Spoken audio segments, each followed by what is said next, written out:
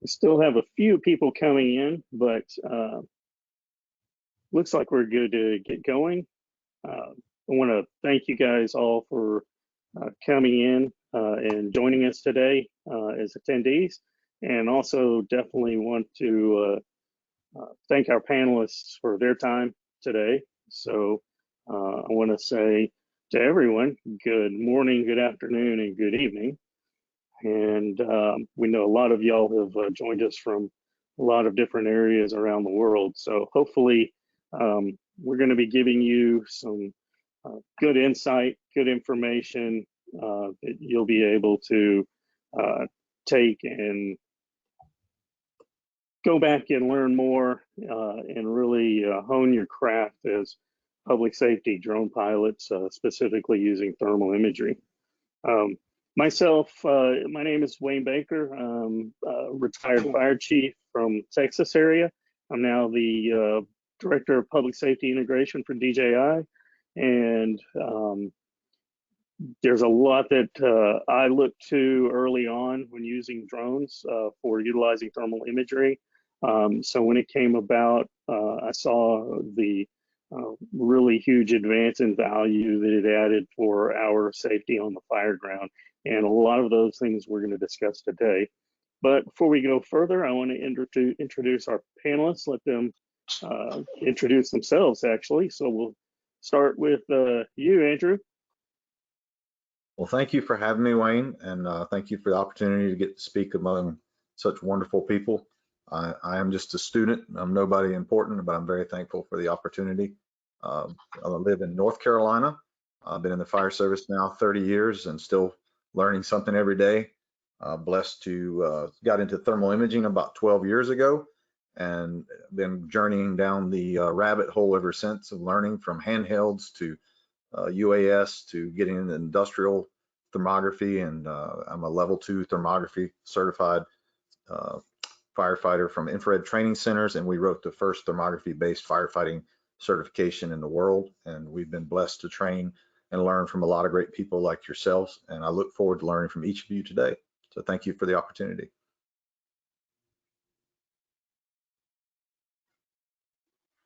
Just want to real quick point out, I, for the first time at Fire Rescue International a few weeks ago, was able to see Andrew talk, and you know, there was a lot of information. You know, I've been in the fire service for quite a while, an instructor for quite a while, and it was really one of the better classes that I was able to sit in and learn on. So any chance, any opportunity you get to get some of the information from him, definitely take that.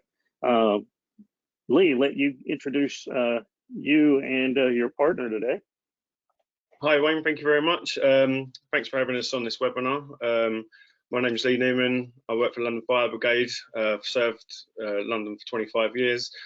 Thermography-wise, I've used thermal image cameras when I was a firefighter, and then when I took on the drone project in 2017, it was a new learning curve for learning drone thermography.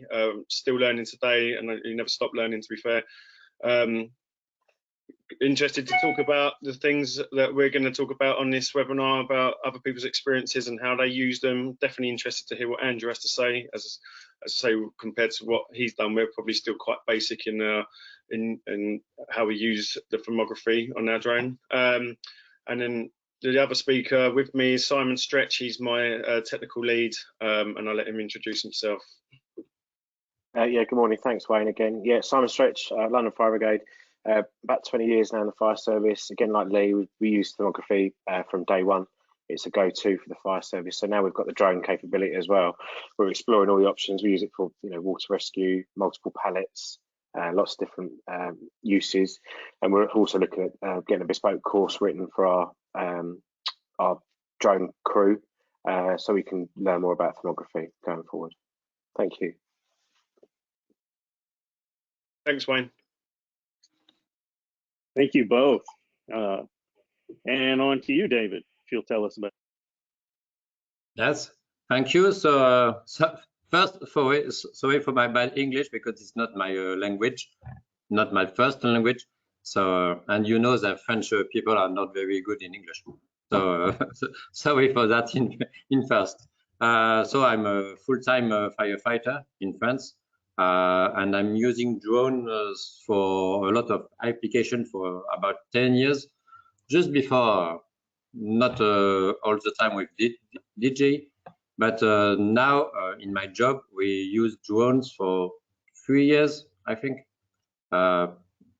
Before in tests, and now we've got ones, and we think it's a really good work with drones, and we use a lot now because we've got ones, and the thermal image is really interesting for the firefighter service. So let's go, Wayne. Well, thank you for joining us as well, and don't worry about any accents or language, because I know my Texas accent's going to be hard for some people to understand. So, And I don't think so Americans. as we're going into this, go ahead. I said I don't think Americans. Yeah, we don't speak quite. That's what I hear. So, some overview of what we're going to discuss. Some considerations when deploying a drone with a thermal imaging camera. We'll talk through the differences, of having a handheld thermal imaging camera, which I will say we are in no way saying that you would not utilize a handheld thermal imaging camera. You still will be doing that. None of what we're going to discuss takes away from any of the current tactics that you may have. We're enhancing the tactics that you have, and just bringing more tools into our abilities. We'll talk about a few scenarios and how a drone with a thermal imaging camera made a positive impact on the fire ground, and then some other training resources out there, and hopefully we can get to questions as we go through. So moving forward into the considerations when deploying, as I said, this is going to be different than having a handheld thermal imaging camera. You're going to get a different perspective, and we're going to find that out. There are many different aircraft out there, many different camera packages. For us, we have several. The M300 pictured here with the H20 thermal camera that has a dual optical and thermal camera on board, and then our new Mavic 2 Advanced with a higher resolution than our dual used to have. But we're going to go ahead and get down into some of these, starting, Andrew, with you, if you would just kind of give us a run through of how we're going to interpret this imagery we're going to get. Okay, well, thank you, Wayne. I think firefighters need to understand, first of all, what they're dealing with. There's two types of thermography, if you will. And thermography is the measurement or remote measurement of something through non-contact measurement. So we're not touching it, but we're looking at it and we're measuring. But what are you measuring, right? So too many times firefighters have been handed this device and just said, here's how you turn it on, here, have a nice day. And they think it's a thermometer, and that's far from the truth. There's two types of thermography in existence. There's quantitative and qualitative. Quantitative is an industrial use. We saw this hit hard with COVID. You saw a lot of what we called elevated body temperature screening. That was not for you to use your little handy dandy fire service tick to measure someone's skin temperature, because they found out really quickly they could be off by 5, 10, 40, even 100 degrees in 70 degree or, Fahrenheit, by the way, not Celsius environments. So we want to make sure that we understand what we're measuring first. We're measuring heat and electromagnetic radiation, and what the camera is detecting is based on surfaces and what's between it and the target. And it varies on the type of camera you're using, the distance to the target, atmospheric attenuation, reflectance or reflective surfaces, which is emissivity. All of these variables come into play. So if firefighters are going to use this device, I highly recommend they have a basic understanding of thermography first, of what they're seeing, or as Tom Zen said in his article, The Language of Heat, I need to know more about what I'm looking at than what I'm looking through, because the environment, the background, the temperature, the surfaces, wind, rain, weather, all matters. on how well you're going to see, first of all. And drone UAS is different than handhelds because, as you know, Wayne, we're looking at typically much higher resolution than fire service handhelds. Matter of fact, it actually frustrates me that drones have surpassed handhelds just like that. And I've been pushing, hey, why can't we put a 640 by 480 in a handheld for firefighters if you can put one in a box this big on a Mavic 2 or on a drone or any? You're looking at 4 to 5 times the amount of resolution that a firefighter has. You can see a small child's hand at 175 feet with a 640 by 480 camera, but the best a firefighter's got is a 320 by 240 that allows us to see that same child's hand at 15 feet. So we're looking at a much higher quality resolution, first of all. And firefighters need to understand that their distance to their target, how high they fly, makes a big difference, as my colleagues will talk about in their experience, because they have tons more experience than I do. I'm just the guy that tells you what the colors mean and what not to do. But what I want you to understand is if you're going to use a drone from a thermography standpoint, you need to have a basic understanding of heat, temperature, and the variables between you and it, and which features your actual UAS has. And you need to play with those long before you get on the fire ground or search and rescue and then randomly decide you're going to use, I'm going to use the, for example, Fusion color palette, or I'm going to use the Blackhawk color palette. Well, why are you going to use it? You need to know why and have the variables worked out ahead of time. So when you see this little spot right here, it tells you it's 76.5 degrees. In my opinion, that shouldn't be there. If you're using a radiometric UAS detector for surveying, inspections, agriculture, things of that nature where you have to have exact measurements, fine. Condition monitoring is where it should be. But how many of you and my colleagues on there need to have an exact temperature in what we're doing? We're looking for anomalies. What's wrong? Where's the heat in the buildings you'll talk about, Wayne, and where is the fire? Or more importantly, where is this lost person or this Alzheimer's patient that we're looking for? And what variables are we going to have to account for when we look for that?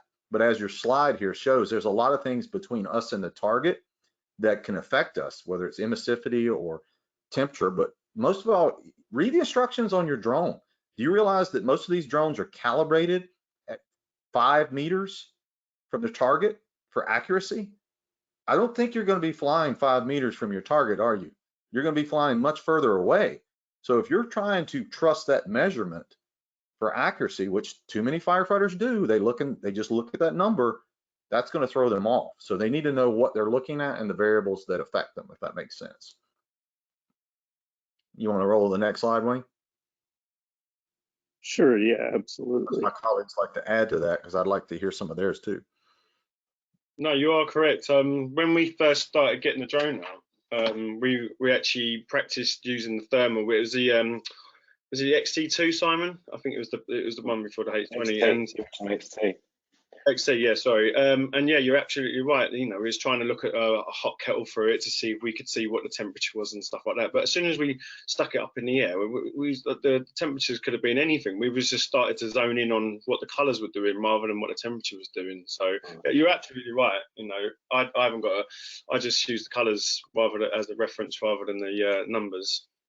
Well, and Andrew, you're definitely right in what you say. People get fixated on that figure, that temperature reading, whereas we try and say to the incident commanders on the ground, that's not necessarily true, that reading, because we're at 200 feet above the unit. But what you've got to look at is the relative temperature. So look at where it's cold on the left, and that's shown at 50, and then actually the fire source is shown at, 95. But they get so fixated on that figure, whereas actually Fusion palette or Rainbow palette gives you that spectrum. And actually that building that's light, the heat source is in that corner. So let's put a hole in the roof and put that out there. Let's not worry about temperature. Mongo see heat, Mongo put water on heat. I like it. Yes, Mongo also like candy. That's right. And color candy. I used to teach this, and I think I heard you say this the other day, which kind of leads this into the color palettes. Is we're also not looking for what is there. We're looking for what shouldn't be there, correct? Like, again, as you said, the anomalies was what we're looking for. If you go to a doctor, Wayne, if you go to the doctor and you and I are having trouble breathing, he's going to compare your lung to a healthy chest x-ray, right? He's going to have a baseline. And firefighters need to have a baseline of understanding. If y'all are doing training already, which I'm assuming you are, you need to be flying your drone over normal operating temperatures of buildings and forests and different environments, because they need to know what that looks like normally before they can recognize an abnormal temperature or abnormal thermal anomaly, if you will. If you study building inspections and industrial thermography, they're only looking for the variance. They don't care if this is over here, this is normal. They may be looking for plus or minus half a degree Fahrenheit or Celsius. You and I are looking for, how can I differentiate that victim? Or as you said, where's the hole in the structure where I can direct the stream? Or Wayne, where you show us about outside in fires, all of that matters. So to add to your point, we need to know what's a normal thermal or thermogram and what's an abnormal one. And we got to be able to identify that. And just to back you up, and we actually learned this through looking for missing persons, missing people. This is how we drew the conclusion that we should be looking for these persons at either early morning or late at night, when the temperatures are actually at their very, because you've discounted everything that's been heated up during the day. So I know it sounds weird to say, but wait till it gets cooler and then you know what you're looking up against the backdrop. Lee, I'm glad you said that. If you take a building inspections class and you're a thermal imaging guy or thermographer and you're going to inspect buildings, you are supposed to do that in the morning or before civil twilight, because if you go in the middle of the day and you try to do a roof inspection, what are you going to see? Exactly everything that's solar loading, right? So I need basically contrast or a temperature differential, right? And if I'm a building inspector, there has to be 20 degrees difference between the exterior and the interior for me to get a good image. Think about the variance and how far you're off and what you just talked about. Environment and background is everything. Absolutely. So let's get into the color palettes, because I know this is the thing that it's easy to decide, oh, I like white hot, black hot better, and ignore the other, but you really get differences and information from all of them. So Andrew, you don't mind going through here? Well, first of all, I typically discourage lots of color palettes in standard firefighting, like on the boots on the ground, because the more options you give us, the more buttons, typically the more we mess it up. I like the standard TI basic black, gray, white, yellow, orange, red. Unfortunately, NFPA has allowed the manufacturers to choose when those color temperature correlations occur, which can be very confusing, because if I work at London Fire Brigade today and then I go visit David in France and they have two cameras that follow the same color palette, but the manufacturer decides when that color engages, that can be very confusing, because gray is not always cool. For example, some cameras don't show colorization until 1,000 degrees Fahrenheit or 660 degrees Celsius. So despite what the movies have told us, there's more than 50 shades of gray. Matter of fact, there's 1,000 shades in the color industry, and this is going to hurt, gentlemen, so hang on for this one. According to ophthalmologists, the human eye can only differentiate 30 shades of gray, and that's the average female. They win. You and I can only differentiate 10 shades of gray, and if you're both under stress, you can only differentiate 4 shades of gray. And the average UAS detector or thermal imaging detector can use as many as 255 contrasting shades of gray. Now, can you tell me under stress in a matter of seconds which shade of gray is hotter or colder when you're trying to make a split-second decision? So, you know, a UAS pilot may be a little different, but at the same time, the longer you stare at that image, you get washout and you get eye strain. So when I talk about color palette selection, it has a lot to do with the person first.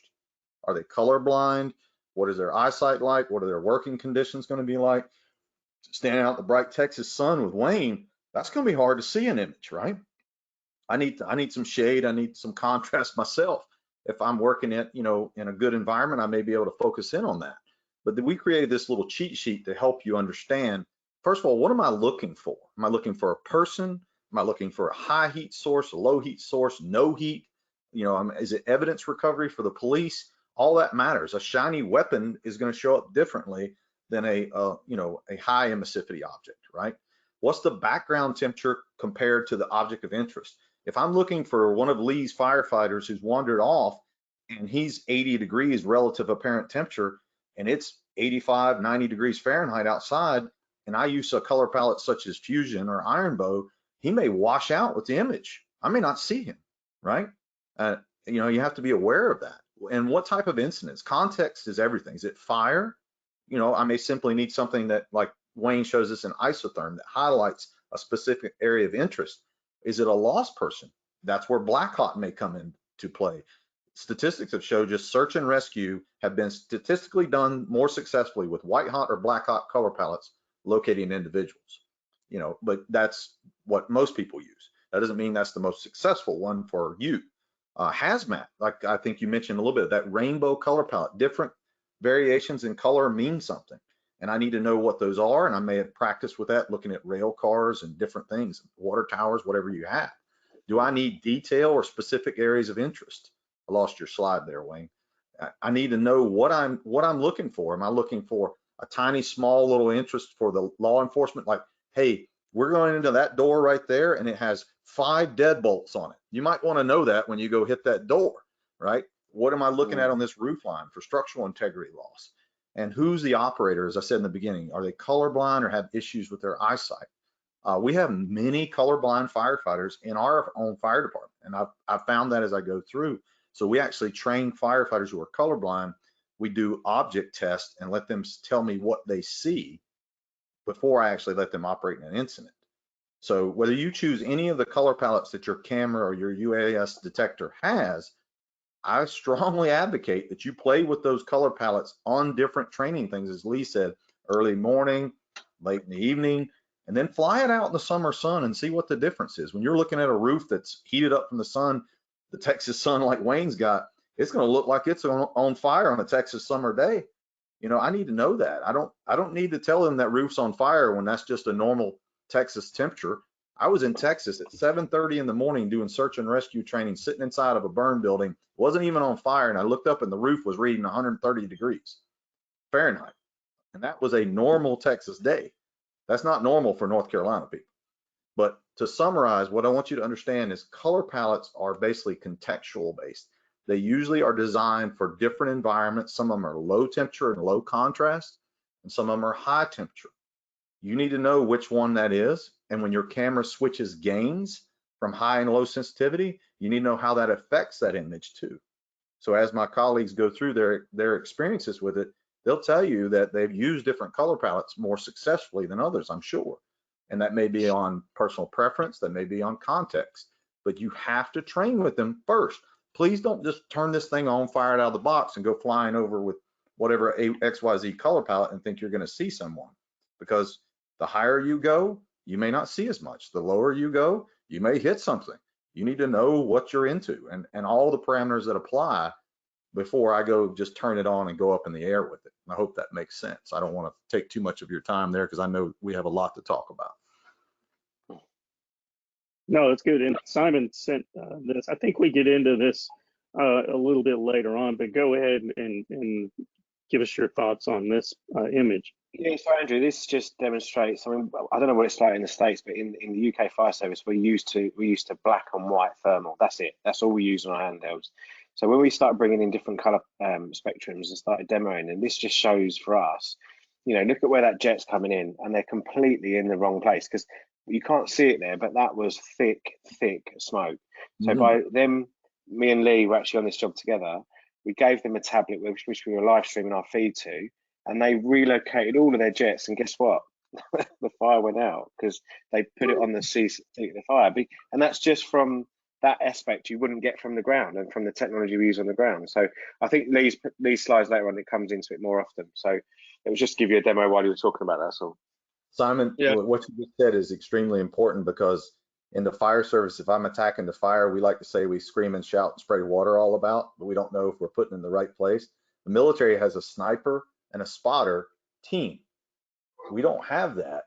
And when we take away their eyesight, we're actually at a disadvantage. So what you just did is amazingly important. So good job. Well, Lee will back me up. There's an old London phrase, make it a swimming pool. So let's make every incident a swimming pool and the fire's bound to go out, right? Okay.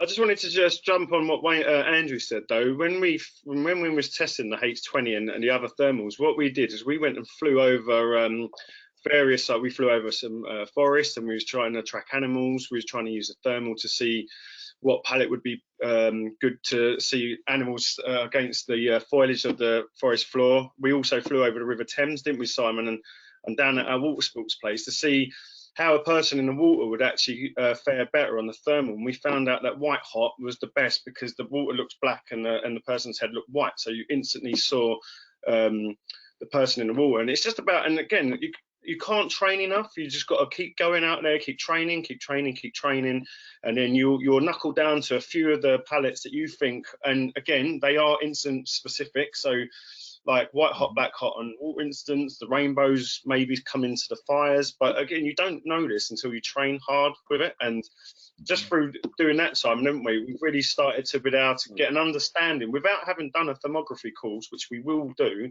But through trial and error, we found out that, you know, this palette suits this and this palette suits that. But I can't emphasize enough how much you should just go out and train in different environments until you get good at it.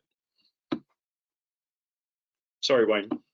Absolutely. No, that's a great point because, you know, as I stated at the beginning, this is just for some of the beginning of honing our craft as public safety pilots using thermal imaging cameras, and that's exactly, you know, what we should be doing as a firefighter. I constantly trained at techniques, you know, pulling hose and you know, entry and things like that to hone my craft, and that's what we're looking at here. So again, our hope is that this sparks the interest for everyone to move forward in their learning and training. Mm-hmm. So I think we've kind of covered a little bit of this, but if we can get again into a little bit more of what we're seeing here. And actually, before I do that, there is a video. Let me play real quick here. Okay. That relates to the color palettes.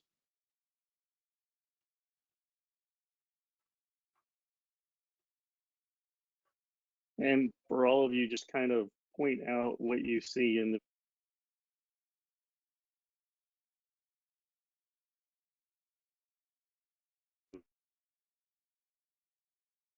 I apologize, when we play the video, it has muted you guys out. So let me get you unmuted here.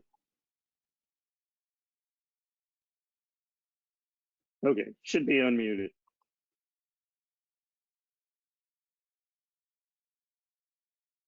So you're saying say what you see?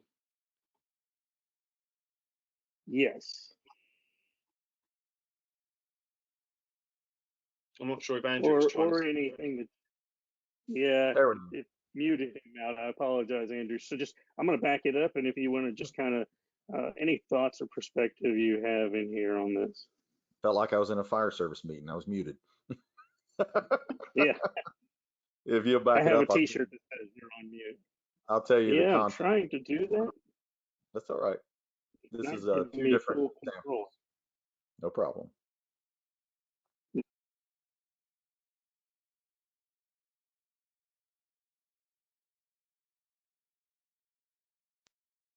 Not giving me that ability to back it up. My apologies. Let me do this. For everyone else that doesn't know the term, we're going to drop back and punt. I don't know if I'm still muted, am I? No, No, you're good. You will be now. When I hit play, you'll get muted. So I'm going to hit play and pause it and let you unmute and try this again. All right.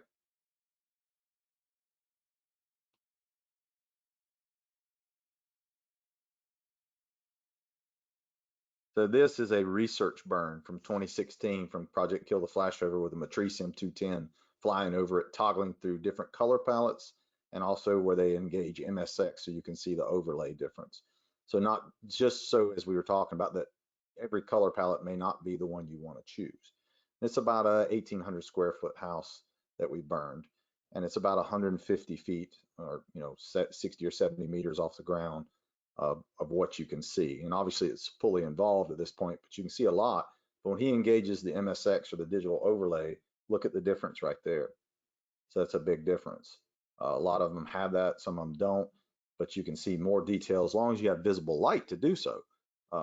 That's a positive as long as you have it. The following videos are from Poudre Fire Authority in Fort Collins, where they use a DJI Enterprise with the lower resolution detector, which a lot of people give the lower resolution detectors, myself included, gave them a lot of grief. But in this case, you can still see where the fire is and how much energy is coming through the roof. You can see when it switches gains right here, when it's in low sensitivity, you can see the heat very well in low gain or low sensitivity, but you can't see detail in the outer images. There's your sepia color palette. Notice how the outer images are darker because it's focusing on the heat. And I'll let my colleagues comment on what they've seen. Yeah, I mean, the first one was I was just a just added. Sorry. Right. No, go ahead. No. I was just commenting on the first of what you saw. Like, it was a complete washout, complete wrong palette. The whole screen's just taken over by fire. But obviously, cycling through the various options available to you, then you find the suitable palette, and then able to using that. If you was live streaming some of them images, then the incident commander, using, as I say, some of the later ones, they're going to know exactly where to put their resources and what they've got to deal with. Whereas obviously, if you've got some of the first ones, it just shows it all on fire. So. And that was kind of the point I was going to make from an incident commander perspective. Okay, I get I've got a building on fire, that's important, but I can't be tunnel visioned in on that. And as you change through the color palettes, there was even at one point I noticed a hose line that I didn't recognize at first with some of the other palettes. And so that's important for me as incident commander, because that's crews outside that I want to make sure that myself, my safety officer, and my accountability officer are monitoring. So it's not just about, hey, tell me the building's on fire. It's also about being able to, in a dark environment, monitor the crews for safety. So great point there. Simon, David, did you guys have anything else to add possibly on that, or? Not for me. Not on this one. Yeah, Okay. from us, About MSX, multispectral X, that changed everything for us. That the clarity that gave us compared to the old XT before that came in was phenomenal. So it's a great addition to the DJI fleet. Yeah. And so let's discuss this right now, though. Why not to use Iron Bow for search, if you don't mind? I'm not trying to beat up a particular color palette. This was just an example. It just happened to be the targeted one, like Lee was saying earlier about if you sit at the fire station kitchen table long enough, somebody's going to shoot at you. So we're going to shoot at Iron Bow right now. So Iron Bow is one of the most popular color palettes you will see if you Google thermal imaging videos, because people like the way it looks. It actually shows heat very well for like extreme heat. But what you'll notice when you're looking for small heat signatures, it's not as great if you are far, far away. So a drone's typically going to be up in the air, and especially when you're dealing with law enforcement or over a high heat situation, think about thermal columns and the heat coming off of it. You get that far up, you'll see large heat sources, but smaller ones such as a human body, as these three different pictures we've got here, from 20 meters, 45 meters, and 100 meters, see meters, not feet. I tried to do better. The person tends to wash out or disappear. Depending on the pilot and how methodical they are, what type of flight they're doing, is, they may miss them. You don't want to miss it and then review it later in the footage and say, oh, there they were, and now we're doing a body recovery versus a rescue. So I think is what Lee said earlier about doing training, and seeing, hey, I can see a person better in this color palette in the water, this color palette if they're in a desert background, like where Wayne's at, where it's hot, this area where we have lots of trees. I need to know that before I take off, and then to be able to toggle through those color palettes on the fly without having to fumble through the buttons. That's a big difference too. That's a trained operator. So that's why we use this specific example, just to show you that you could do this with any color palette. You could find a contraindication for each one of them, but I just wanted to show you one example. Thank Make you. sense? Okay.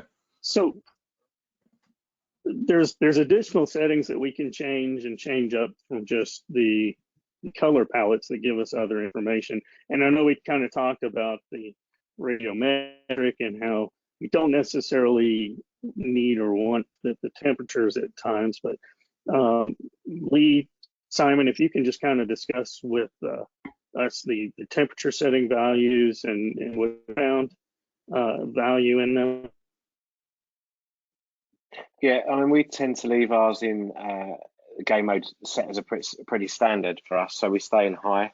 The thing we do use a lot is the image on the top left of your screen there, which is the temperature alert setting, and we use that a lot for missing persons. So we'll tend to set the drone on an automated pattern over a forest, set it to a temperature dependent on what Andrew said earlier, what the whether it's night, whether it's cold, whether it's hot. Test it on ourselves and see if it alerts. If it does, then we can pretty much automate our search through a forest. Myself and Lee have done that a couple of times, and it has worked really well.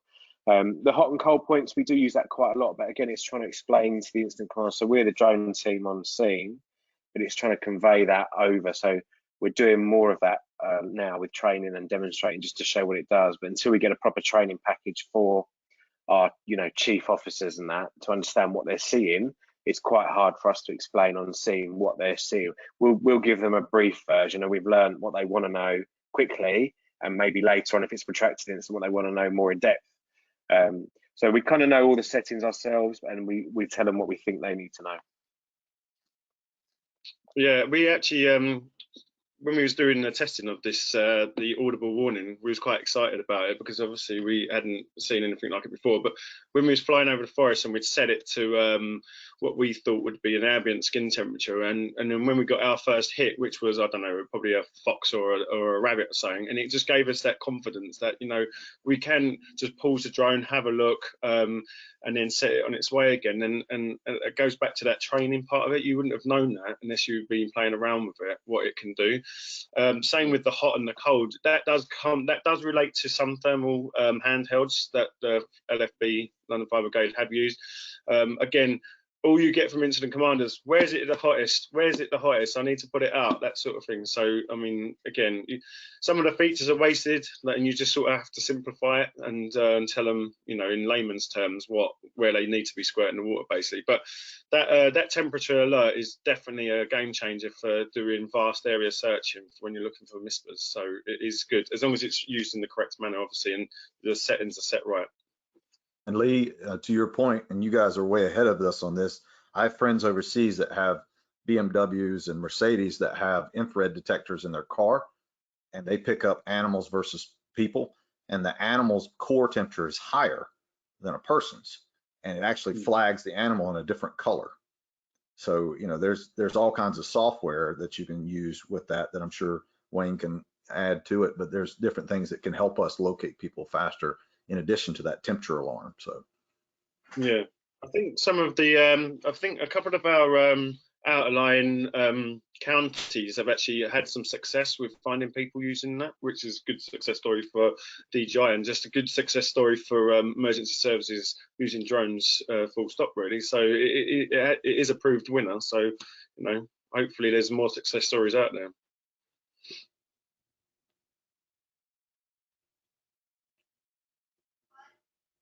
So I want to move on to our scenario discussions, and we'll start off with you, David. And if you can, now we're talking about, and through these, just if you would also give us considerations about operations, about where you put the drone, and things like that, if you would, but also just kind of run through the scenario and how this was able to be utilized to make a difference. Okay, so thanks. I'm going to try to show the interest of the thermal vision with the drone on a firehouse. So this is a little house. So we received a lot of emergency calls for house in a little town, and we know, like at this place, all the houses was joint. So if you can click, Wayne, please. Oh, no. Oh, yes. So it's good like this. So sorry. Oh, no, just before. Sorry for this. So the drone arrived 30 minutes after the beginning of the intervention, and we can see the situation with teams working. So we've got a ladder, a pumper, and we have 3 monitors in this intervention. Sorry, and 1 on the ladder and 2 on the floor. And we can see on the right of the image that there are a lot of smokes, and the firefighters just spraying on the roof of the house. And when they arrived, they were all fire everywhere. If you can take the other slide, please.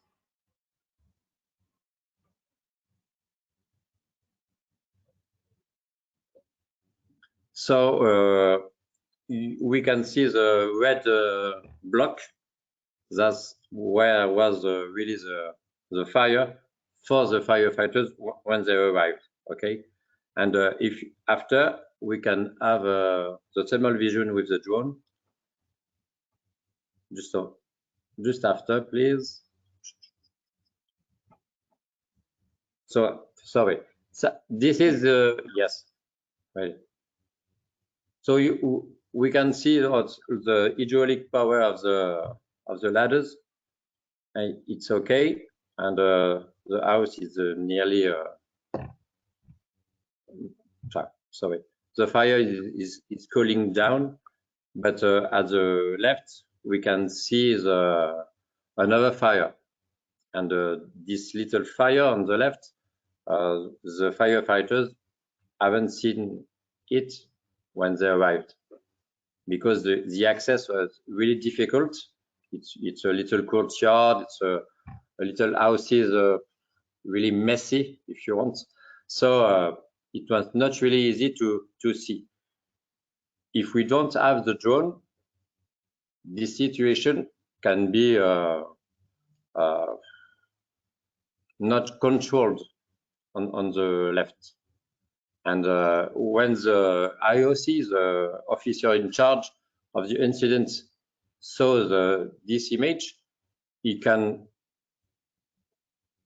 use it, and he decide to change the monitors, and is going to do a lot of the risk for him after is on the left, so he can put the monitors on the left of the sinistre. I don't know the intervention. So if you can take the other slide, please.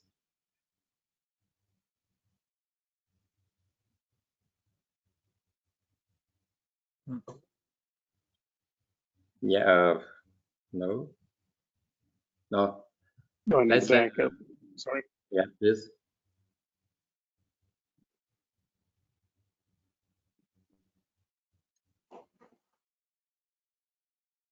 Never mind. This If slide you or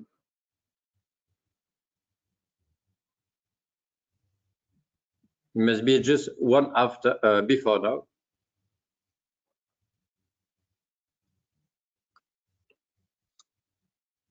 No, never. Yeah. So we can see here they are all the monitors on the E side and nothing on the B side. And after, he can put monitors everywhere, and not for the fire to do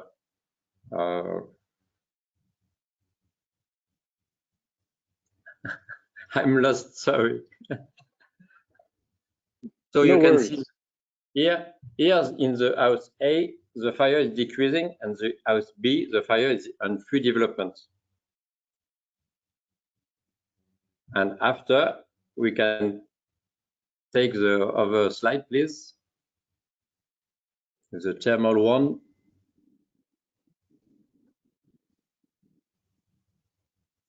So this is the situation at the moment before the drone and after the drone. Go to the slide after, please.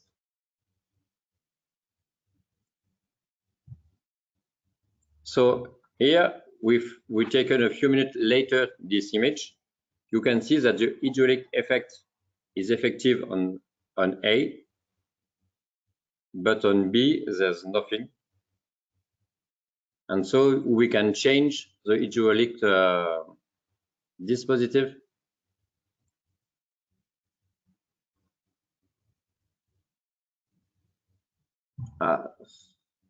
Yes, the other one. After, please, up.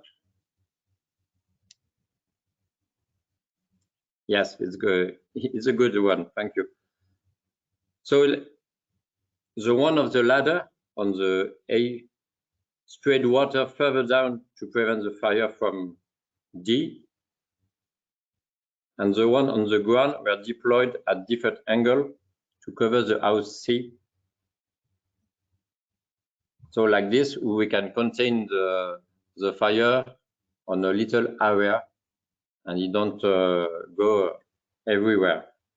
But if we don't have the thermal images at the beginning of this fire, it could be a little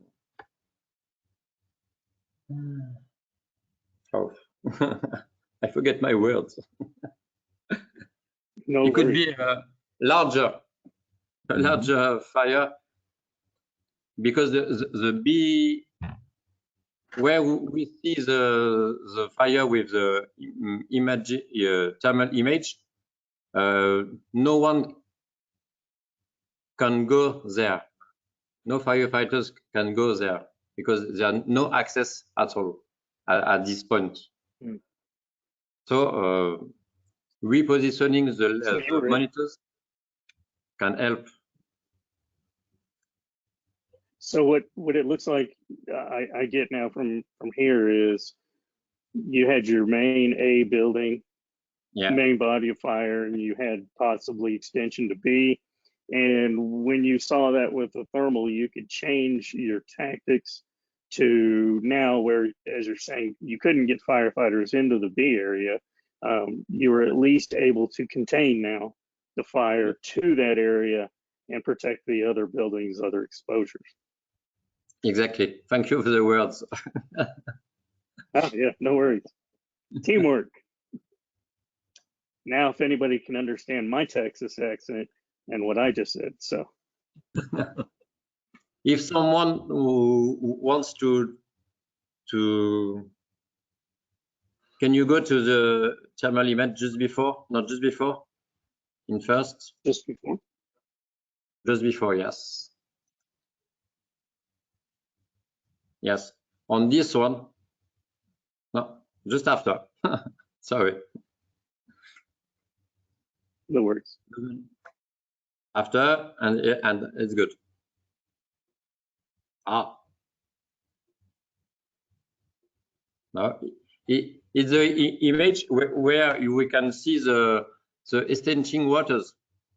With Simon, we told about this just before. No, the other one. Yes, this one. Don't move. On the right, we can see it, but it's extension waters. You understand what I mean or no? Yes? Mm-hmm. Not real fire. It was the same example as the Simon just before.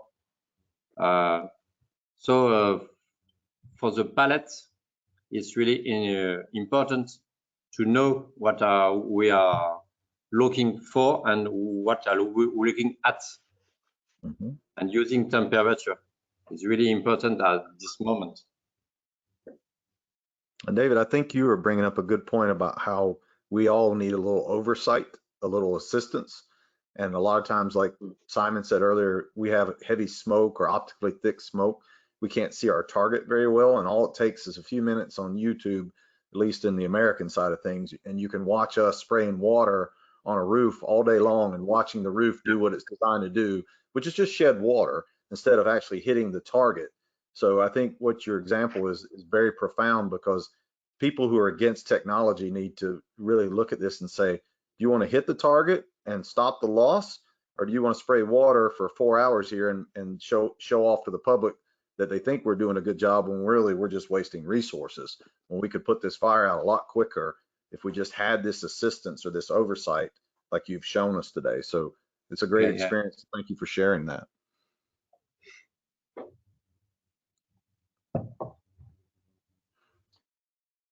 Did you have anything else to add on this one, David? No, we are just we are talking about the resolution of the thermal image. On this example, it was a Mavic Dual, and here you can see another view with an advance, sorry, with a Mavic Dual Enterprise, and we can really see the difference.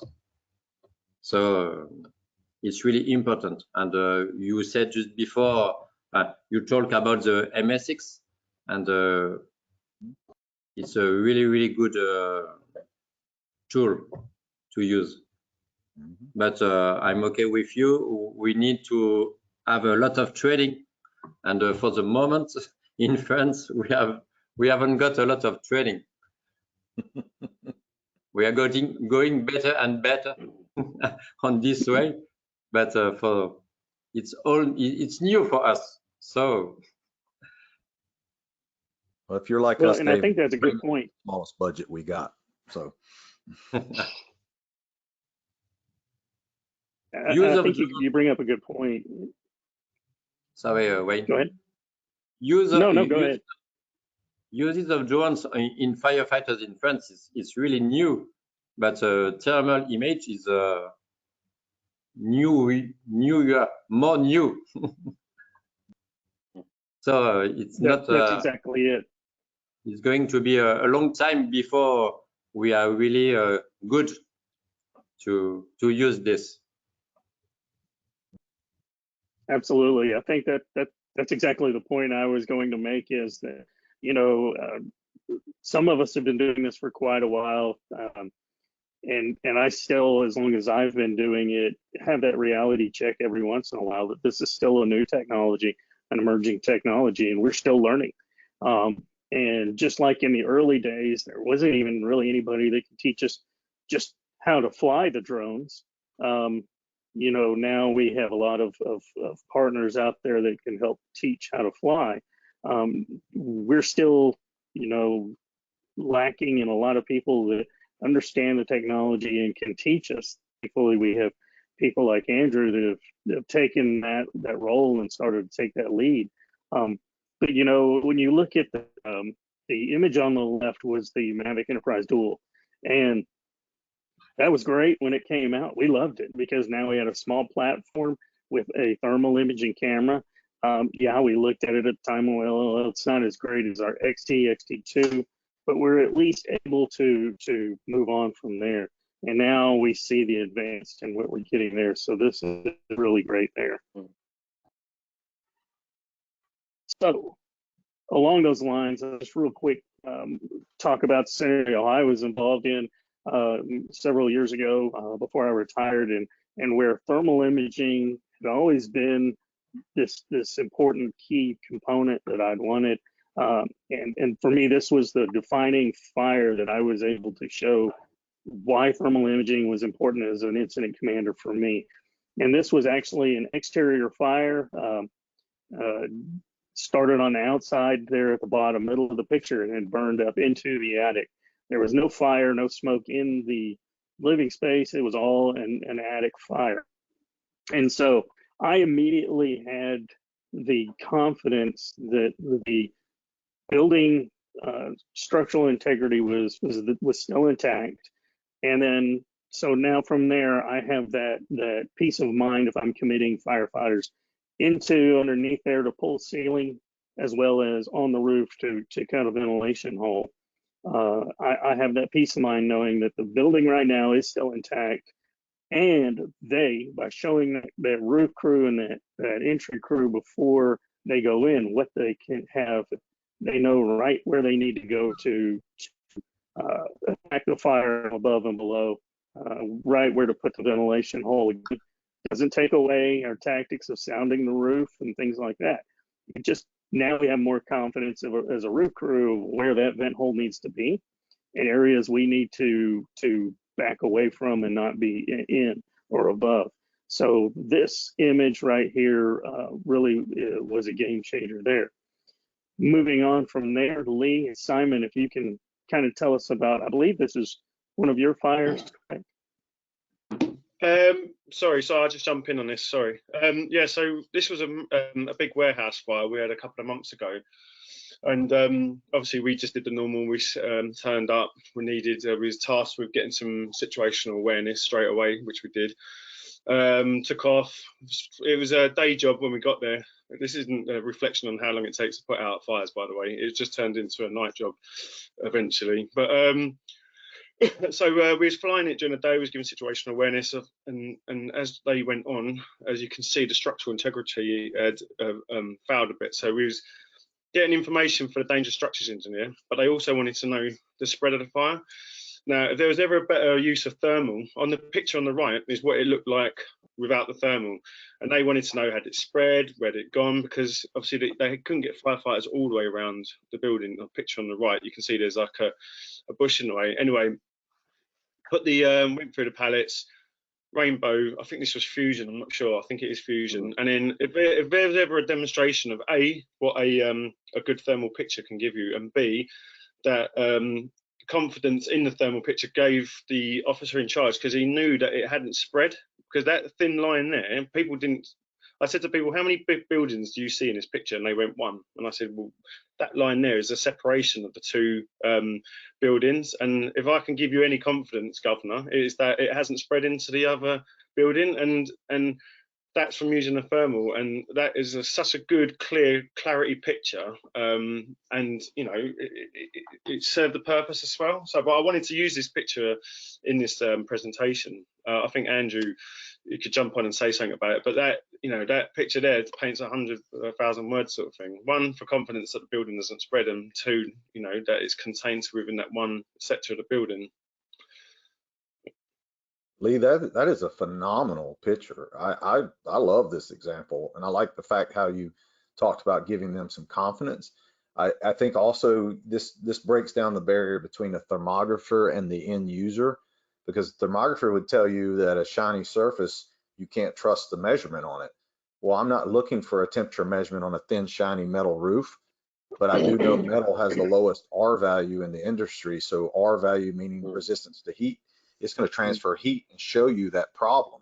I'm not trying to get an accurate measurement, but I am looking to say, my goodness, look, I mean, if you look in that far right corner in the thermal image, you've got some type of collapse already going on there. And then these are those kind of translucent plastic skylights? Is that what I'm seeing on the roof line as well? Yeah, so on the right, show up because it's just the light that's on in the factory. Obviously, it's not strong enough heat to show up on the thermal. But yeah, they are. They're the translucent panels that act as windows. Yeah, those are firefighters. Andrew, go back to the thing about the. Go ahead. I'm sorry. Sorry, Andrew. Just going back to the temperature gauge reading. That warehouse was filled floor to ceiling with excuse me, lithium-ion batteries for mountain bikes. You know, these hybrid mountain bikes that Specialized mountain bikes make now, and that was floor to ceiling. So that was off the chart for temperature. That's why the steels and everything failed, because it was so hot. So going back to what we said about, you know, what's the temperature in there? It doesn't matter. It's really hot. Yeah, it doesn't matter. It's melting steel. Don't worry about it, right? Good point. Yeah. Great example. I love this because a lot of people ask for this type of image. Go ahead, again, going back from incident, no worries. An incident commander perspective, I can tell you, I kind of feel the relief that they probably had when you explained to them. Now knowing what the fire load was in there and what was fueling this fire, to know it has not spread to the next building. Yeah, there's a lot of decisions I probably would have made just right then, as far as okay, this is totally a defensive fire. We're not going to have to worry about that next building down exposure. And really, at this point, it's a lot about letting the fire burn to you in a way, rather than committing firefighters in. So I think this really is a phenomenal, especially knowing now more key information as far as the fuel load in there. What my feelings as an incident commander would be huge relief that we haven't got an even greater problem. And there's a couple things. Just going back to that incident on the, sorry, Andrew. No, go ahead. I'm sorry. The incident on the right. So I flew this job. Just going back away from thermography, more towards the M300. That was heavy rain. That incident. So we were flying that in heavy rain in short periods. And if you can see at the bottom of that right-hand image, that's actually the Z15 gimbal spotlight that we use. We use that a lot now. So we get some really decent optical images from that with that spotlight. It makes it pretty much daylight. So it's good. That's great. Which aircraft was it? It's the M300 with the H20T and the Z15 gimbal spotlights. We've got dual gimbal on it. Right? How high up are you flying in this? And just as a, that was about, we had some restrictions around us, so we were about 300 feet above that. Okay. Go ahead, Wayne.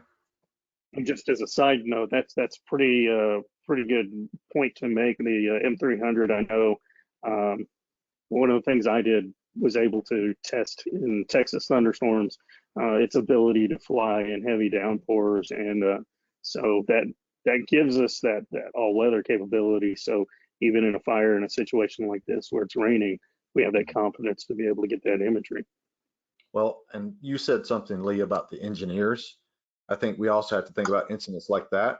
You could also have, you do a 360 outside of it and see where your runoff's going, because your water is going to show up differently on the background. And you can also, for your EPA, at least our side of things, where is this runoff? Oh, there you go. Where is this going? That picture right there. Good shot. Where is it going? If you look at the bottom where that red zone is on that corner of that building, if you look at the bottom, that's where you can see your water runoff. Can you see it? Yeah, so I see it now. I'll tell you, I don't know if you have them in the States, but we have environmental officers that come down and very interested on water runoff, especially if it's got high load in the carbon in it and other nasties coming from the factory. So again, this thermal footage isn't just given to incident commanders. We've had all sorts look at our footage, like HMAPO, hazmat officers, environmental officers. So you know, they all use the imagery, the thermals, as well as the normal. So it does all of this information is very useful. You know, so it's not just fires. It's, as you say, water runoff or gas leaks, that sort of stuff. So yeah, it's good. Also, Lee, that image in the bottom right, you can just about see it. Was that from that Tottenham job when we had to look for the smoke plume? This is the Southgate job, isn't it? The one that you gave earlier on. Remember when they were spraying the water through the holes looking for the smoke? Oh, yeah, actually, the fire was in the corner. So going back to that earlier picture, Andrew, that Simon explained. So for some reason we squirt water where there's smoke coming out, and that's what they was doing for the whole incident. They was just squirting water where there's smoke. And me and Simon, we flew this job. We put it up, and then we said, look, actually the fire's in the corner where that red is. And then only after that did they start changing the tactical plan, and then they actually moved the aerial ladders into the corner to directly put the water into that building. But what they should have done was just opened it up with got like a disc cutter and just opened up the whole side of it. But it's only after we showed them the footage that they changed their tactical plan. So you know, again, stop spraying it where the smoke's coming out, spray it where the heat source is. You know. Yeah, we had a bad saying, say put the wet stuff on the red stuff. Well, if you don't see it, they're not putting it on it. So now you can see the heat or the colorization, and you can erase it by removing those temperatures or that heat signature by putting the water where it's needed. So great job. Excellent. This is probably about 50%. Simon, I mean, back me up on this. This is probably about 50% of all the jobs that we do. Are warehouse fires, industrial fires, you know, industrial complexes, and it's the same old scenario. You turn up, and there's spraying water everywhere, and this will lead on to this next, because again, Simon himself was on this one. But it will lead on.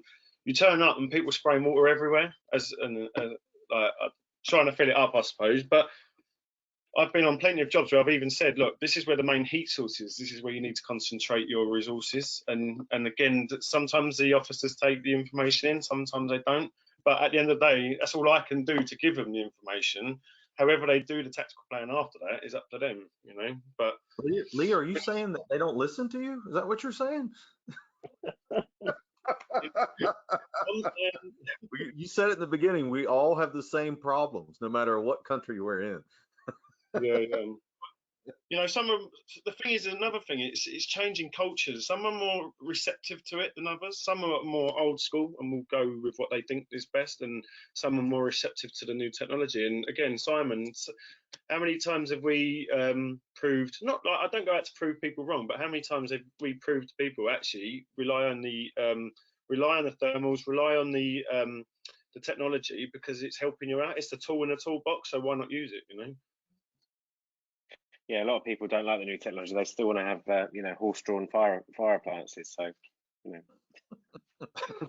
If you can see the picture behind me from New York back in the day of Surround and Drown, we've come a long way from that, and now with thermal imaging, we can reduce just spray everywhere. But I'm going to play this video, Lee, and again, it's going to mute you as soon as I hit play.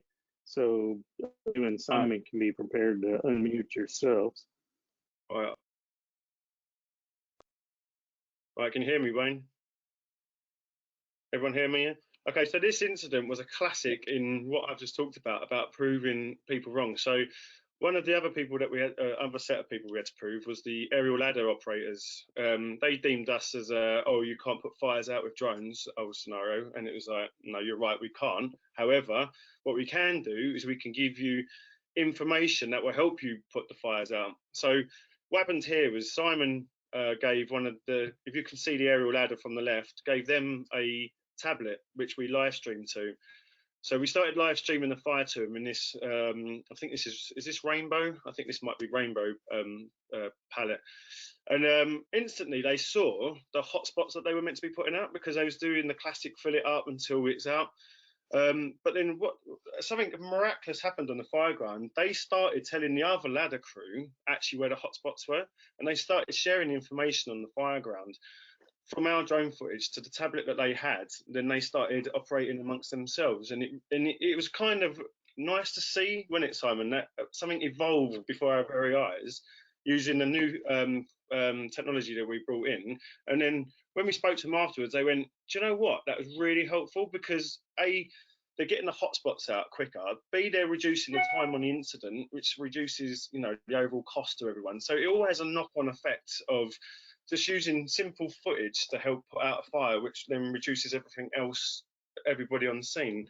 I mean, Simon, say a bit more about it, but you know, it was a good day. Yeah, no, 100%. So normally on an incident like that, if you say me and Lee are flying, one of us is flying, one's doing the camera, you've got us on the radio the whole time, and you know, you can hear everyone in their heads going, drone team, just stop talking. But we're trying to relay what we're seeing live, but by them having that tablet and seeing it live, they've just got the imagery. And when they're in an aerial platform 20, 30 feet above a fire, they're not seeing anything. They're just in a smoke cloud. So to get through that and see where the hotspots are, then you know, it's a winner. So, I mean, this has spawned that we've now put a process in that we're going to, we've applied for more tablets to actually give to every aerial crew when we turn up to an incident. We're also giving tablets to, well, we call them sectors. I don't know what you call them in the States. So we'd have a sector 1 who will stand at the front, a sector 3 that will stand at the back. So they've got tablets, and then basically you're sharing in the situational awareness, a 360 around the fire ground. The only caveat to that is that one of the aerial operators put a ceiling hook through the tablet, ruined it. But you know, that's just one of the operational hazards. But from that, like now everyone's getting footage on the fire ground, and again, fires are getting put out a bit quicker because the information is there to hand. So you know, it's a good thing, and it's taken time. It'll take a bit more time for the culture to fully kick in, but it's starting, the wheels have started. So no, it's a good day, really. Thanks, Wayne, by the way. So increased efficiency. Yeah, no, absolutely. Thank you. And it's that increased efficiency that we're seeing on the fire ground. I saw it with, you know, a lot of the fires where unfortunately it was a loss, but now we're trying to find the hot spots and we're digging through this pile of debris chasing smoke. Whereas now we were able to, in fact, one of my assistant chiefs on the fire did exactly what you guys are doing, was able to take the controller and look and tell the crew right where to put the water to get the hot spot out and get back in service quicker. And those efficiencies, if you're looking for ways to still sell a drone program to your department or your city council or your county or your board of directors, a lot of them, city managers, finance, are looking in the US right now for even more increased efficiency after COVID and funding losses and things like that. So anytime we can bring something this to their attention is a way for us to help get these programs funded. So really great examples. I just want to lead into real quick some of the other resources on training, as we're a little bit over the 1 hour, but that's fine. We have the time. But we have DJI's Fighting Fire with Thermal Guidebook that's available. We also have the FLIR Delta video series available on YouTube. And then Andrew, if you don't mind just kind of telling us about what you're able to offer through Insight Fire Training.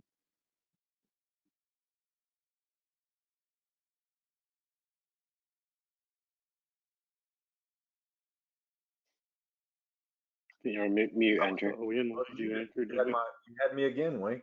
I guess the thing that we do, can you hear me now? Yes. All right. Sound like a bad Verizon commercial. What we do differently than the 107 training and all the other wonderful training that's out there is we focus specifically on the thermography aspect of when you're flying a drone and you're using a thermal imaging camera on it. Do you know what you're seeing? What are the contraindications of it? We talk about the key attributes of thermal imaging. We talk about all the different color palettes and resolution and heights and all the things and context. And we offer that in an 8-hour classroom format. We've done that online, internationally, and we do that in person. And it doesn't replace training as far as flying and all of that. We're trying to teach them the basics of what am I looking at, like you showed me here, Simon and Lee, in this great video. You know, if I'm watching this, why is where they're putting the water showing up blue? You know, they're reducing the overall heat signatures, right? And you got buy-in instantly that day, right? Because what did you do? You showed them it worked. You can teach me in theory and in classroom all day long, but when you put it in their hands and all of a sudden they saw it working and they realized it was helping them, now I'm gonna buy in. So that's what we do in the class, is show them examples of great people like yourself that are already using it and how it is working, how it is helping increase efficiency, as Wayne's saying, and how it is reducing losses, and how it is helping. DJI has a study on how it is making rescues all around the world, and how it is helping everybody every day if they understand how to use it properly. So that's what we offer.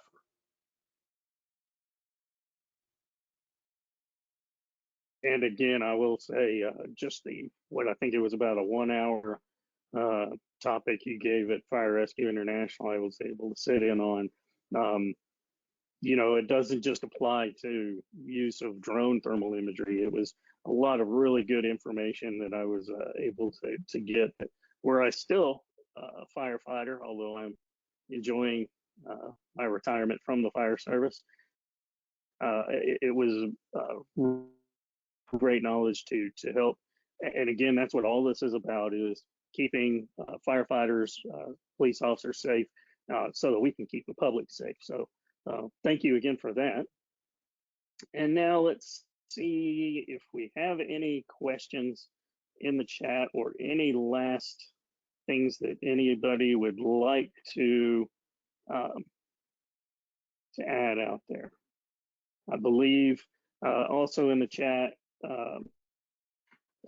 Grant Hostica has been in the background this time, and I apologize, I failed to mention him till just now, but thank you, Grant, because Grant is really the driving force to make this happen.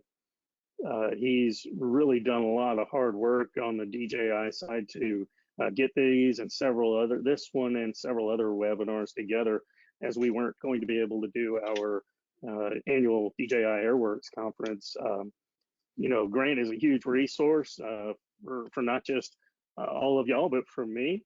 So thank you, Grant. And Grant put the links in the chat if you go in and look for the information for Insight Fire Training, or excuse me, Insight Training, as well as for the guidebook and FLIR video series I mentioned. So is there anything anybody would like to add? I'm not seeing any questions really from the audience, but Chief, we're having a few questions. I will also put. Okay, they're not quite showing up for me, so I'm glad you're. Can convey a few here. We had one regarding just arriving on scene, how long it was going to take to deploy the drone.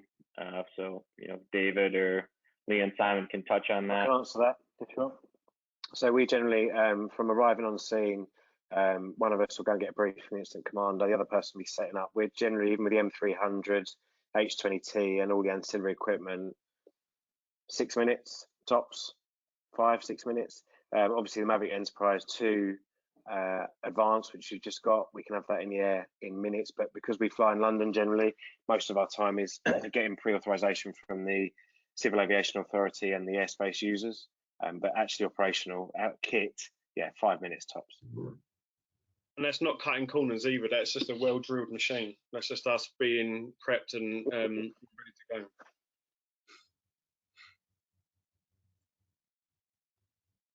I will say a lot of that is training, knowledge of your area. I was able to get, of course, this was back when I was still active. I had Inspire 1, and I was able to get in the air within a minute. A lot of that was training and preparation, and you know, we would be in the air as soon as possible, but we want to do it as safe as possible as well. So we have another question. Do you teach your pilots to manually set the values, or do you teach the traps using automatic mode? I experienced that automatic mode requires a lower training effort than teaching all. One second here. It's not showing me the entirety of the question. Here we go. I experienced that automatic mode requires a lower training effort than teaching all the factors required to manually set the optimal mode. Anybody have an answer maybe for that? Can I jump in quickly? So we actually don't let the pilots change the values. They shouldn't be concentrating on the values. They should just be concentrating on what they're seeing on the screen. We're not at a high enough level thermography wise to be able to start changing gains this and gains that. And I think the expertise comes in seeing what you're seeing on the screen and having trained and seeing what the differentials is before and during your flying up.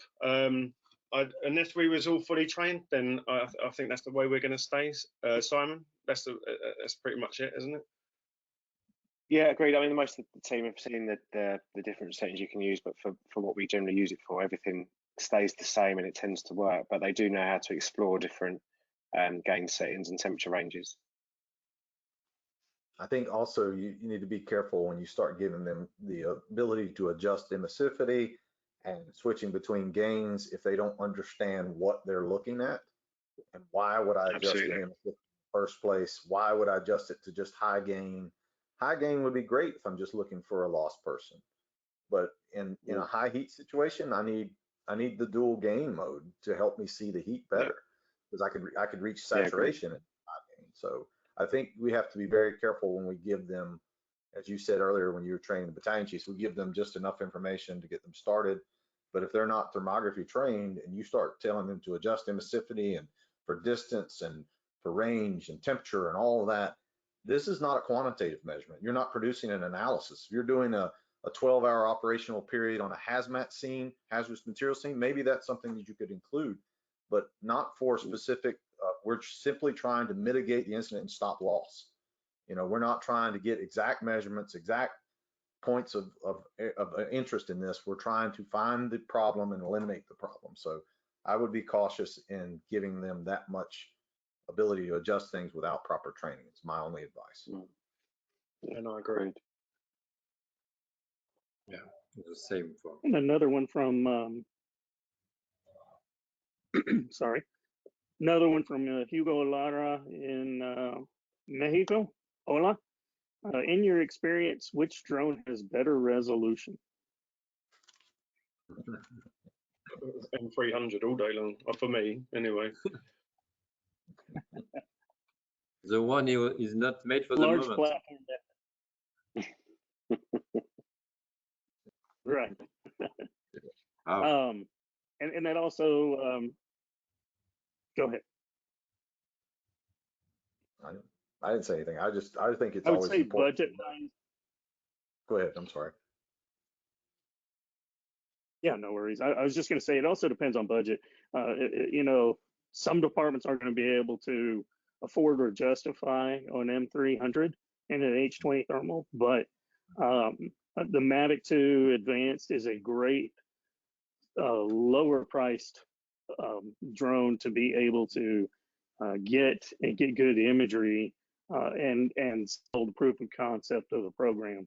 So, I mean, really any drone that you're able to get a visual is going to help with that. But if you can get the funding for that Mavic Advanced, that's going to be a good one for budget constrained departments.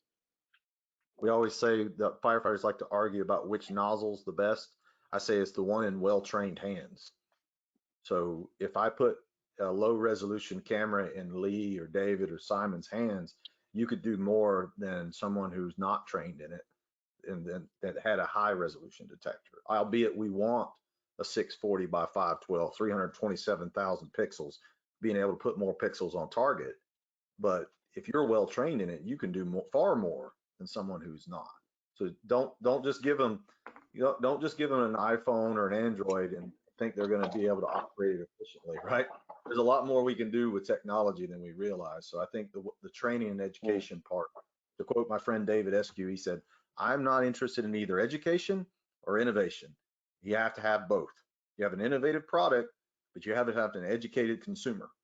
So let's make sure that our firefighters are educated, like what you did that day with putting the tablet in that ladder guy's hand, did more for them in that moment, which will make them come back and seek you out for training and education because they know it works.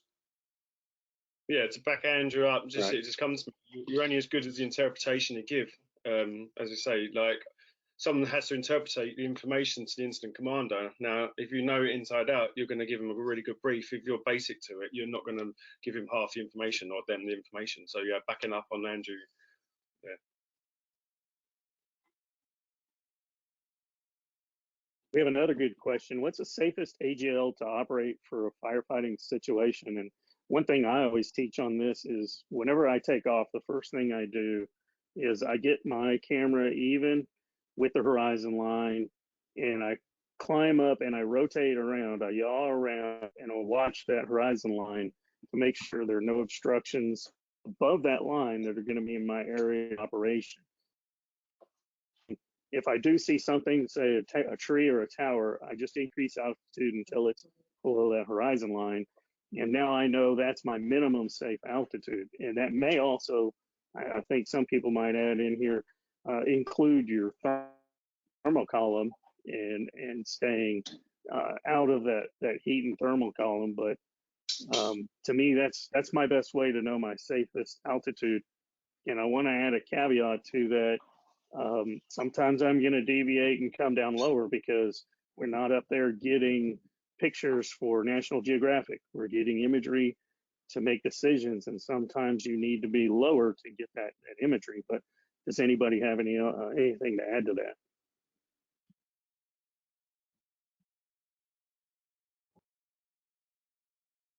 No, I guess we'll move on to the next one.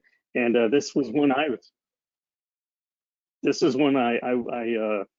you kind of brought up, Lee, in your iPads, and I had the thought, and someone brought up this question as well. How are you live streaming that out? What app are you using to get it out? Simon, do you want to answer, or do you want me to answer? Yeah, go on. So we use a system called Teradek, which is basically a 4G node system. So it's a backpack that's got 4 nodes in it, so 4 modems in it. We've got one SIM card for each of the main 4 carriers in the UK.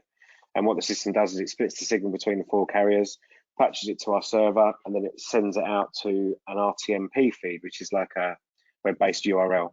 And then we've got tablets that we've got that programmed into, and they literally just turn the tablet on and they receive the feed. And it's pretty much almost 4K quality. It's brilliant. It's got about a 3-second lag, but it's excellent because we can stream into our 999 control room. We can stream it into our command units on the ground. Senior officers, fire chiefs, they can have it on their phones. They can see from remote areas as well. So for us at the moment, until we find something different, it's fantastic.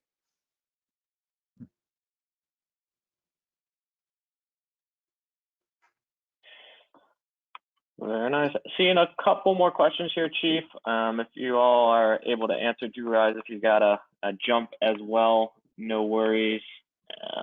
One here was how your agency deals with staffing. Do you have dedicated drone pilots?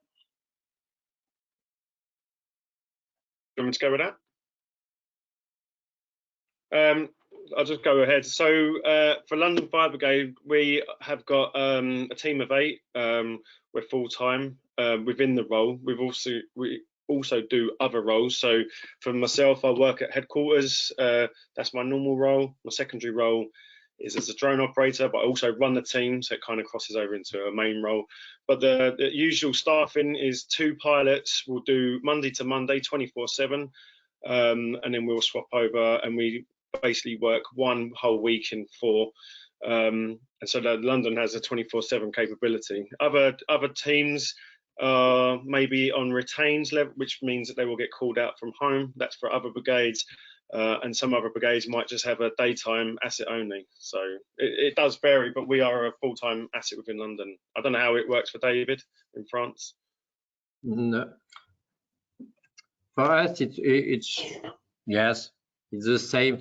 It's 24 hours on 7, but it was for us on the phone and in Isère, where I live in Grenoble.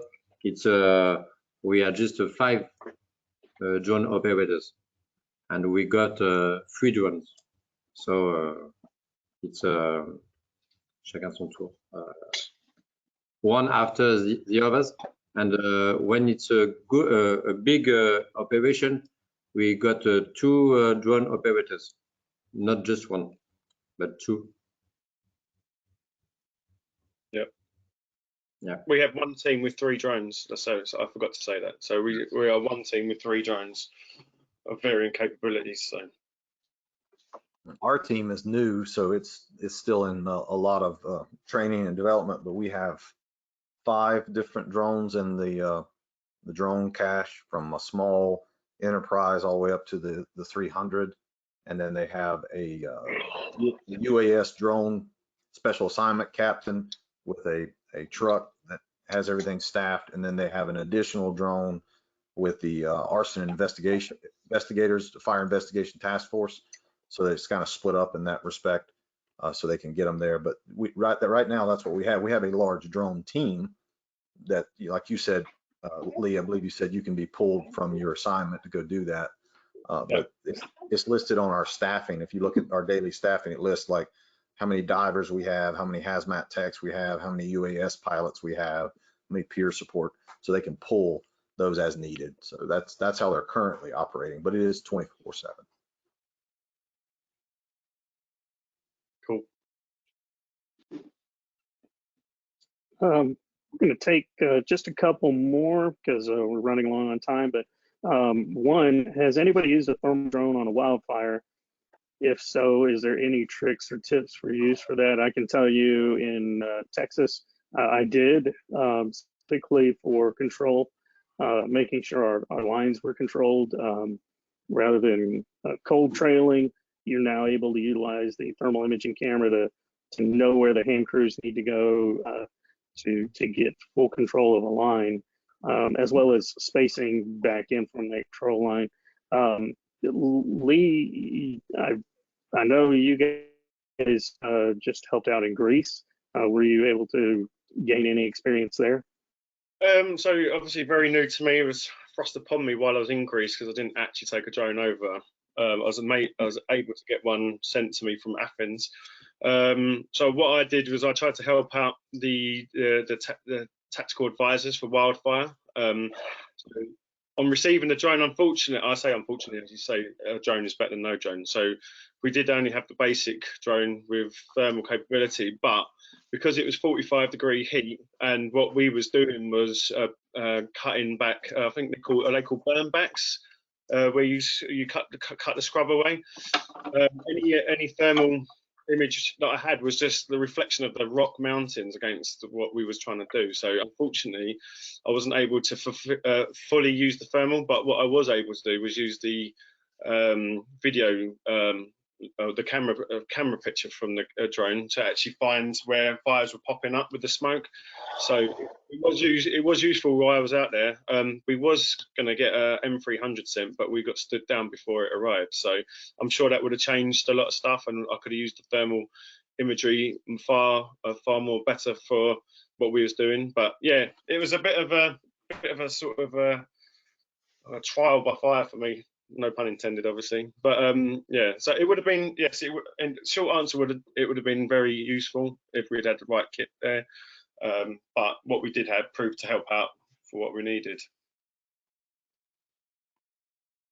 And just to add one more note, Grant and I have been working with LA Fire on wildland mitigation using drones, not specifically thermal, but multispectral imagery as well as other imagery. So hopefully we'll have some data and information to get out soon on how these can be used for wildland mitigation. So Also, Grant, I know you had one more to add in. Oh, go ahead. Keep in mind when dealing with forestry service or wildland firefighting, when we talked about context, when you're dealing with, like in California, with what they're dealing with, and you're using tankers, airborne tankers, and they're dropping large amounts of retardant, the retardant and the foam shows up completely different than water because it stays. And they can define where their drop was. They can define the fire line with it. They can do a lot of things with it. And when you start adding in, multispectral imagery and lots of other things, like there's a research project going on using long wave, mid wave, and optical gas. Along with that, they can pick up a lot more, but they're flying over with C-130s and picking this up. They're also using remote cameras to point out different spots for them to help them with that. So it's not just the UAS part, but it could be cameras and other pictures where they put a big map together of what they've got, and they can create a 3D map where they're using Pix4D or SkyBrowse and watch this thing change, because as you know, it changes very rapidly, and they can use it for prediction modeling. So. Absolutely. Right. All right. One last question, Grant. I think you had it. Yeah, thanks everyone for joining us today. We'll do one more question on the way out. I know there's multiple questions here we're not going to have time to get to today, so feel free to reply to the follow-up email that'll record the webinar recording, and we'll do our best to get an answer information to you. But the final one here was a lot of the flights we were showing today were manually done by the pilots. I'm just curious if you see any opportunities or use of autonomous flights, such as the Drones of First Responder program, or automating flights on scene moving forward, or what other advances you're making to look at your department. We'll do a quick round for that and then wrap things up. But yeah, I'll start with Lee.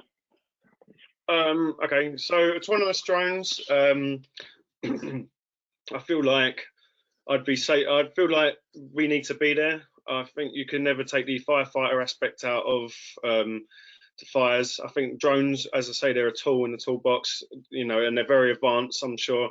But you still need the firefighter there, I think, to be able to interpret what they're seeing and be able to pass that information on. I'd like to think that you could use say in the future, autonomous drones to give you situational awareness while you're en route. Maybe give early footage to control room so they can then deal with the information to the caller.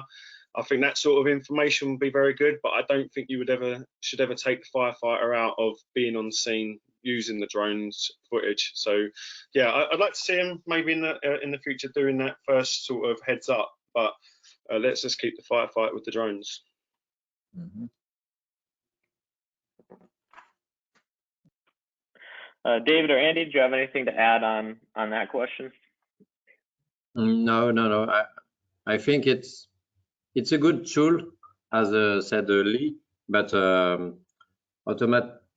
autonomous drones, I don't think for the moment it's not possible, I think. I think they have to be careful when technology moves or outpaces the end user, you're setting yourself up for disaster. So just like we're seeing autonomous driving, and that was a big push, but then we have, a few dozen incidents where people die, and all of a sudden they slow the roll on it. So I think as drone use becomes more normal, as Lee and Simon and David both said, that even though this is not new technology, it's new to us, it's going to take a while for buy-in.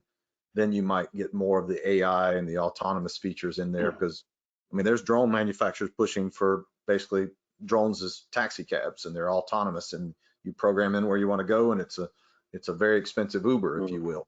So that is coming, but we're talking about flying over high risk target value areas where we could drop out of the sky and hit somebody or worse.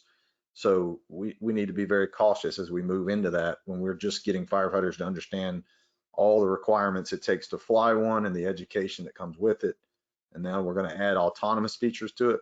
I think we should be very slow in our roll with that, and not that we should stop that, but we should make sure that we're educated before we move forward. Because as you said earlier, I think Simon said they still want to be with the horse and buggy. So now you're going to tell them the drone's going to fly itself. There's one guy doing the same thing, taking some pictures on the beach somewhere on vacation, and accidentally hit the home button without thinking where it was programmed to go home. And the drone took off and went across the Atlantic and never came back. So you have to be careful what it's programmed to do. It's gonna do what it's gonna do, programmed to do. So let's make sure we're understanding. Well, I think autonomous flight will have its place in the future, but again, I'm not sure what the French Air Authority or the FAA are like, but the CAA, the UK's version, especially over London, are so strict. It's some of the most congested airspace in the country, in the world, over London. And if you're going to try and get buy-in from that authority for autonomous flight, that's years down the line. That's years and years down the line. So, agreed. Awesome. Thank you all. Thank you all again. There. Thank you all again, and thank Grant. Grant, thank you again for your hard work on organizing this. Thank you to all the attendees that have watched in, and Simon, Lee, David, Danny, thank you guys so much for being a part of this. And I know I've learned quite a bit from you guys. So thank you again. Thank you for inviting us on. Thank you. Thanks, Mark. All right. Hopefully we'll be able to do this live and in person